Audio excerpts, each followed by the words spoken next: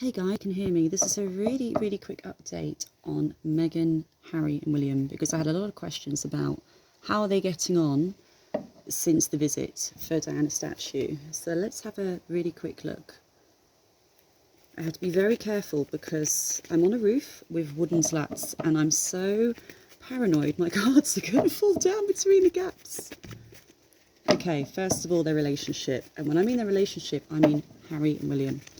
Let's see what's going on here. I'm going to lay my cards out very carefully so they don't fall down anywhere. Okay, how does Harry and William's relationship look right now? And I'm going to hold the phone up so we can have a closer look.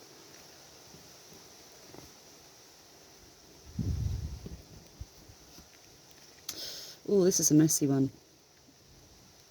Straight away, it's very messy. This may sound really odd, guys, but in some way, for me, the Four of Pentacles is actually Harry. The regrets are kicking in, I feel, with this one, okay? And he's realising really what he started to give up. I feel that when he left to America to begin with, it was like a sense of relief. And he had so much backing from the US as well, in the sense that, okay, we accept you with open arms. It sounds like what you've been through is really terrible. But I do feel after the interviews, it's almost like the sense has kicked in. And I feel the interviews came out purely because of the anger I'm sensing, because of the way he felt his wife was treated. But now time has gone on, he does have regrets, I feel, for some of the things he said in the interview. He doesn't have regrets for saying, you know, for doing it, because he really wanted to get it out there about how he felt he was treated in the royal family. But the way he went about it, he will always have regrets, especially when it comes to Philip, I feel here, okay?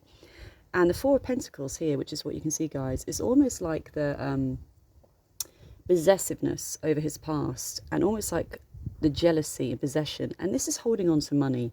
So we all know he was pretty cushy when he was with the royal family. You know, we had really good support there financially. And it is scary for him now. He's out in the cold, I hear. So I just said he's out in the cold. He feels he's out in the cold. And he's starting to accept that some of the things he said has led to that. So it's almost like I hear the word awakening here as well. So it's almost like he's had an awakening and he's coming to his senses, I hear as well. And I feel he's coming to his senses. And even though him and Meghan's relationship are on stable ground at the moment, from what it seems on the outside, inwardly, he's looking at her thinking, what have I done? I just heard. What have I done? Okay. Now, again, I have no hate towards Meghan, Harry, like I always say in my readings, because if I do, guys, 1,000,000% that's going to reflect in my cards. So I just have to remain completely passive to it all and not think too deeply about, you know, what I feel personally coming from London and the royals, you know, the monarchy and everything. So I've got to be very careful here, so to let you know. That's why I never come out with anti-Meghan in my readings, okay? I just want to remain completely balanced so we, you know, we get some good results here in the reading. But I have to say, every time I do these readings recently, I just feel, I hear the word regret. He's starting to regret it. He's starting to regret his choices here and what he did. And even though they might be smiling and everything behind the scenes and they've got the new baby and it's the family, it's almost like he's sad. He's got a new family, but it's not his family. It's really odd. It's like he's tied to the monarchy for so long and so used to a way of doing things that for a while it was really good freedom. But in a way, I wouldn't say he misses the routine, but he misses being a part of it. It's still his family. It's still like his brothers and his connection to his mum more than anything as well. So I feel he feels very distant to them all right now. And I feel that this is why the possessiveness is coming in and the security is left behind. So even though it might be all smiles on the surface, underneath, it is starting to dawn. It's starting to dawn on him, I realise, the implications of that interview. I feel he would have done it anyway, but some of the things he said, he's definitely regretting. He does. He'll never admit that. But yeah, in time, could be years, I feel like he may come out and say something like, in years to come, it could be 7, 8 years, guys, before you hear anything about this interview from him. I may have spoken too harshly, or he may come out of an interview saying something like, the emotions were running so high, I just said everything I was feeling. That's what I sense there. And again, the middle card here, guys, when I look at their relationship, the funny thing is that I'm picking about Harry when I pick about the relationship with him and his brother. It's more the whole family he feels disconnected to from now. And the Ten of Pentacles is the money card, and it means being financially, he was sorted for life. Now, he's going to be sorted for life now, guys. Come on. He's sorted for life now, no matter what. He's got the money. He's got the money now. But he was protected before. So I do know we talked about, we've seen in interviews and stuff about his security. He's very upset about that. But that's the thing that freaks him out the most. He knows he will always have enough money to live on. He's not sure about the security because the security costs and everything are so astronomical, I hear.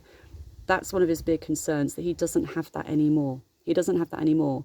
And in a way, sometimes he feels trapped in this big house in LA. He feels trapped. And he has to think of his next move all the time. And for the first time ever, he's had to think for himself when it comes to security and everything like that. So the interesting thing is, I was trying to read for him and his brother, William, but it's all coming about how his feelings are in general about leaving them behind. And the death card means, I just heard he dug his own grave, he's got to lay in it. Yeah, the death card's a complete ending here. Sorry guys, my cards are going down like that. The death card is a complete ending here to that situation. He's dug his grave, he's got to lay in it, kind of thing. You know, I know that may sound really harsh, but I'm just going to pull another one or two. Let's just see now. I just want to know, how does Meghan feel about his trip back to England? I mean, it must have made her pretty nervous.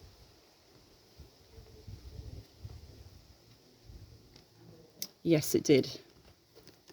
Okay, I will pick up my phone again, guys. Okay, so here, if you can see these cards, the Ace of Swords here means she felt that he could have been turned. I heard turncoat. So she was concerned that he might have been talked back into the family. Now, when I mean talked back into the family, I don't mean going back to the family. They would not take him back after what's happened. I just don't see that happening. But she was worried about, I hate to say it, when you say losing control over him, but in a way she felt like that because it's almost her against the world right now. And it was them against the world. But when he went back to London, it was her against the world. And she, even though she knows they're a strong family unit, she was worried about him being talked around in some way. Because, I mean, we've all had, we've probably all been in a relationship where we don't like one of the relatives or something like that. And you worry about when you're not around what they're going to say about you. You know what I mean? We've all been in situations like that. So it's kind of like that. She was worried they were going to turn things around on her a little bit. Or she was worried about the control over him and losing him in some way. That he would come... I hear that she was more worried about regrets. So she was worried he would go back and have regrets about how things turned out. And that he would come back and feel sad about the new life they built together. And that she's the cause for all this. Because like everyone's saying, she's the cause for this all happening. And I don't feel she was the cause. I hear the catalyst. So I don't feel he was completely happy in the royal family anyway. He always acted out now and again. But I hear her coming in was the catalyst for this to start moving and happening, okay?